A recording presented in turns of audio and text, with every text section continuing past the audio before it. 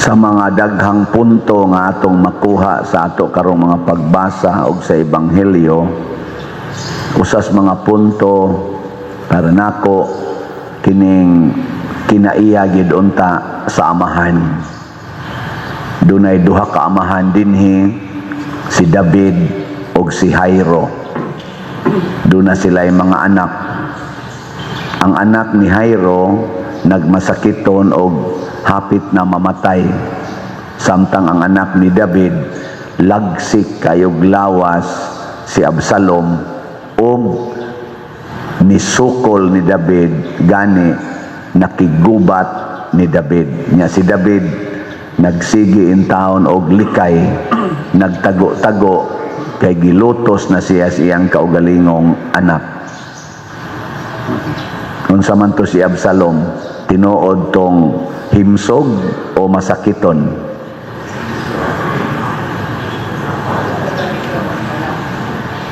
Sa tinud-anay, kining duha ka anak pulos ni masakiton, kay kadtong anak nga 12 anyos ni Jairo masakiton sa lawas pero buotan sa espiritu.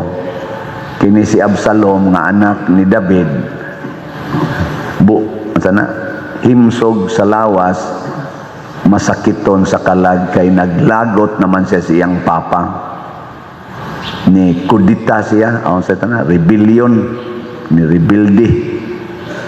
Kay gusto siyang iya ng pulihan ang iyang papa. Linya imong tupad, inaunsay imong sakit karon.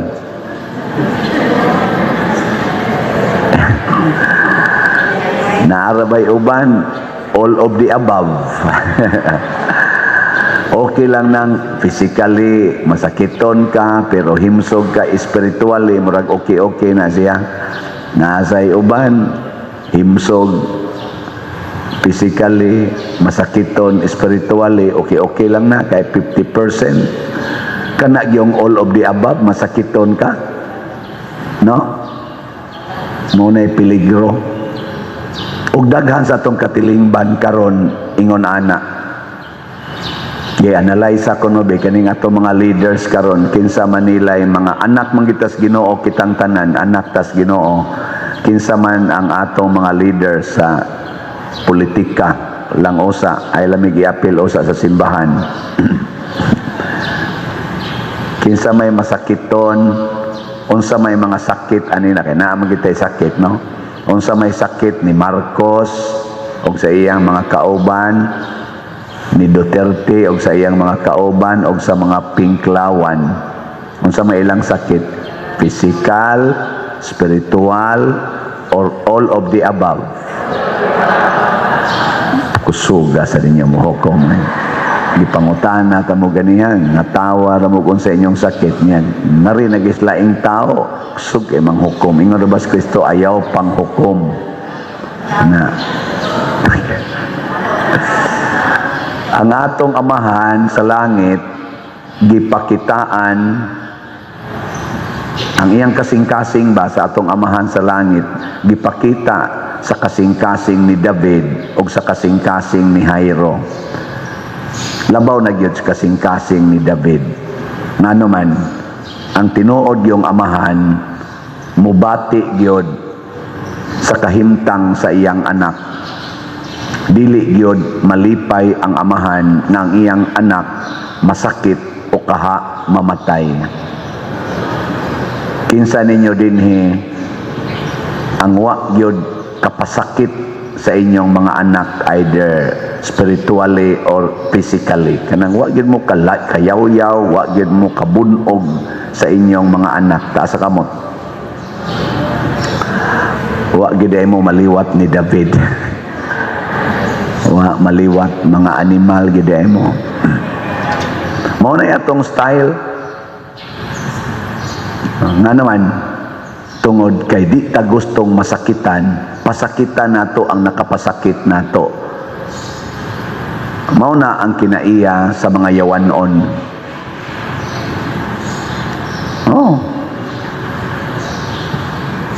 Nya kana mang bata mo'y kasagaran makapasakit nato kay di man mag-abot ang atong standard o ang standard sa bata. Ang atong kinaiya o ang kinaiya sa bata di man mag-abot.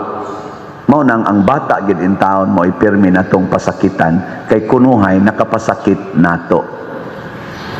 Pareha nagong mangutaw ka nya imo nang gitumpi mo abot ang bata bungkagon kay gusto man ginang bata og bungkag, gusto na siya kanang kalat pa pamunluton gina ang angeng bunluton, di ba? Maana nang batang gagmay unsa may imong buhaton igakita nimo ang gipangbungkag, hapak dayon, hapak nga naman sakitan man kang magpilo na sag usab, no? Kanang imong mga tubig nga gibutang abutan nas bata ipangyabo na ganahan kay na siya mo yabo nya og iyan ang giyabo unsa may imong buhaton, palitan nimog duaan ang bata, mga truck mga dal, inigsunod imong tanaw nagbuwag na ng kamot ug ang tiil ana.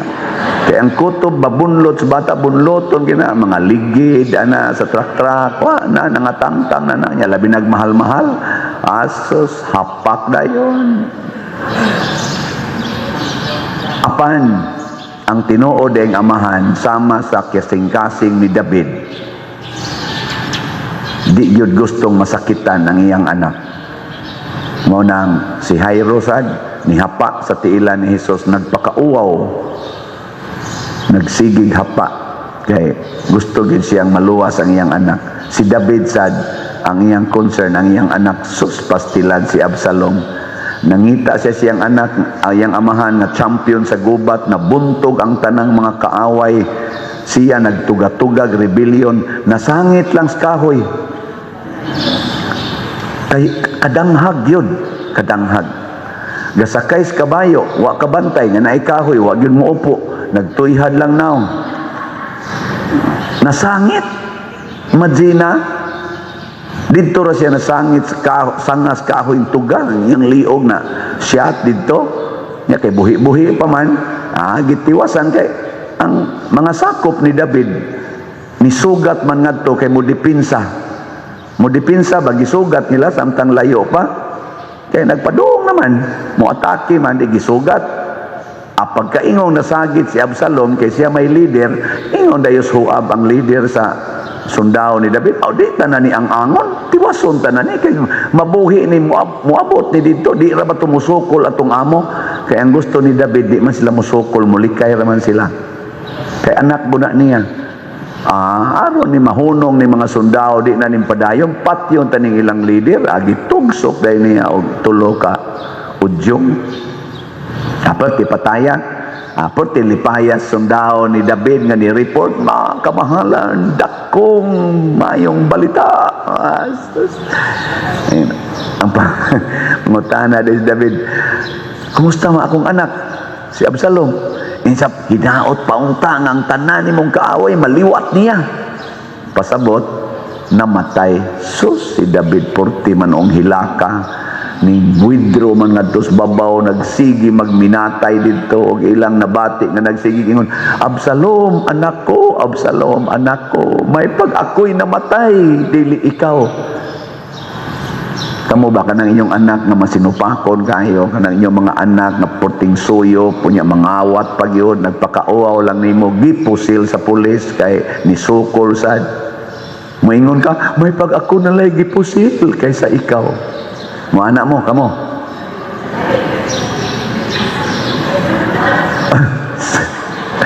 Mo anak nyo ka, Lord, sakit man, pero, ay, salamat itahon, makapahuway na ako. Pero tinagyong, hasula, Lord, hasula na giling taon.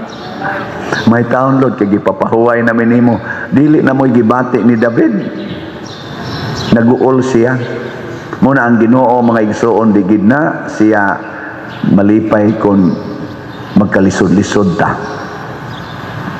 Sa atong mga leaders karon, Marcos Group, Duterte's Group, Pinklawans Group, kinsakha nila ang naningkamot yun na dili magkalisod-lisod ang mga Pilipinos. Kana bang naikasing-kasing sa usa ka amahan sa nasod? Na? Ayun lang mong tingog. Og naa, kanang grupuha mo yatong suportahan sunod eleksyon.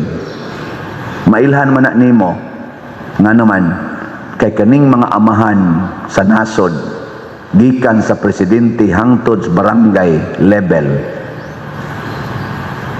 Kung noa na sila'y kasing-kasing nga Diyos nun, nga nahigugma sa ilang mga anak, mausad na yung mahitabo sa mga leader sa simbahan, mga amahan sa simbahan, gikan sa Santo Papa hangtod sa parokya nga ning nagwali karon. Kung dunay kasing-kasing nga amahan gyud nga Dios nun, maningkamot gyud nga maarang-arang ang kahimtang sa iyang mga anak. Maningkamot gyud. Duna gid sila'y buhaton nga maarang-arang dili mag-anam og kalusno. Nato mga leaders karon, human sa bagyo nga tino, linog, kini karong nangawa nga negosyo, unemployment, ug daghan pang mga flood control nga ghost ug nangaguba tungod kay substandard. Human niining trillions of money nga nawa tungod sa corruption nga na-recognize na gininato tanan. Ang ilang focus karong tuiga, impeachment sa Vice Presidente. Impeachment. Nagkisi-kisi sila pag-impeach og balik sa Vice Presidente. Kadtong impeachment sa Vice Presidente nga gi-file sa 2025 nga niabot sa Senado pero gi-filean og apilar ngadto sa Supreme Court, nya gidesisyonan sa Supreme Court nga unconstitutional. Ang atong presidente sa Senado ug ang pipila ka mga congressman misaway sa desisyon sa Supreme Court. Nya kaning atong senador, presidente sa Senate, di man na siya abogado, komedyan man na mo nang nisikat og maayo. Di na siya abogado, asa naka-eskwela og law. Iyang gisupak o gi-question o gisaway pagyod o gi-accuse pagyod nga overreach, judicial overreach,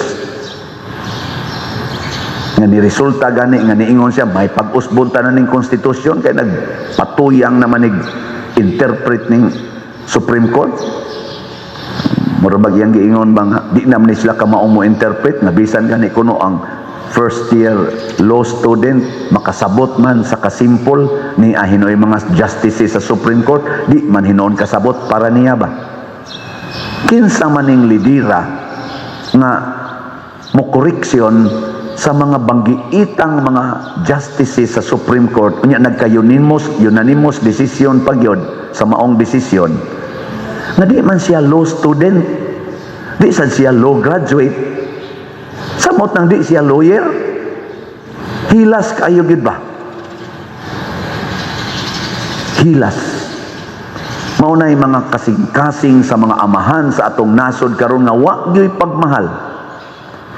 Nya gahapon pitsa dos, duha dayon ka impeachment nga gi-refile kunuhay sa dito sa Congress. Duha ka impeachment ang gi-file against sa Vice Presidente. Pero unsa may gisulti sa Supreme Court sa ilang desisyon sa 2025, mapailan lang og tungod aning 1-year ban, mapailan og balik og impeachment ang Vice Presidente inig February 6. February 2 pa lang ni file na sila. Nakisi-kisi yun. Wa pa gani mahisguti ang flood control nga mga ghost projects, kadtong mga trillions nga nawa, kadtong mga billions nga nawa, gikan wa pa mauli sa PhilHealth nga gikuha, wa pa mauli, wa pa gay mahisguti ug hain atong billions nga nawa, nga wa mahisguti atong halin atong 29 tons nga gold nga gibaligya ug daghan pa maharlikapan na almost 500 billion nga nawa na sa wa nay kwenta-kwenta, wa mahisguti, impeachment gidayon. Nya mo gasto na sa daan ng impeachment og mga millions Mubara na sada sa ilang paghimog mga legislations na makaayos atong nasod, maisip mga legislators kay ma-focus na sa impeachment. Mao ba ni ang kasing-kasing sa mga amahan sa nasod na tinuod nga nagmahal sa iyang mga anak nga mao ang ato mga Filipino citizens? Para nako tili oy. Una si David, bisan gani sa buangon niyang anak, nihilak siya. Anak, lingay mong tupad. Yung na mo suporta kas impeachment? Suporta kas impeachment? Mo suporta ka, otro sa kang buangon. Kunya kalimtan to natong flood control. Wap agani makit ang uban nato mga missing dinhi nga nabanlas ato gatos kapin, mga balay wap agani nato matukod og balik, guba pa throughout the Philippines tungod ani mga flood control nga ning grabe ang flood. Kalimtan na nato kanang PhilHealth nga daghan na kay karong di nakapatambal, tagaan na lang og biogesic maglisod pagani kay wa nay budget ang PhilHealth. Kalimtan na nato ang dako kay kwartang nawa sa PDIC nga namiligro ang ato karong mga insurance sa atong mga businesses o sa mga depositors. Kalimtan na nato tungod lang aning impeachment nakasintro sa 125 million na gi-accuse na abuse of confidential funds sa Vice Presidente nga tagaan ng judgment sa COA nga way anomaliyang nahitabo sa paggamit sa confidential fund. Nya mao ginay atong utingkayon kay lagi abuse gina, impeachable gid siya. Wa na ta kasabot. Mo na kita ning kamota.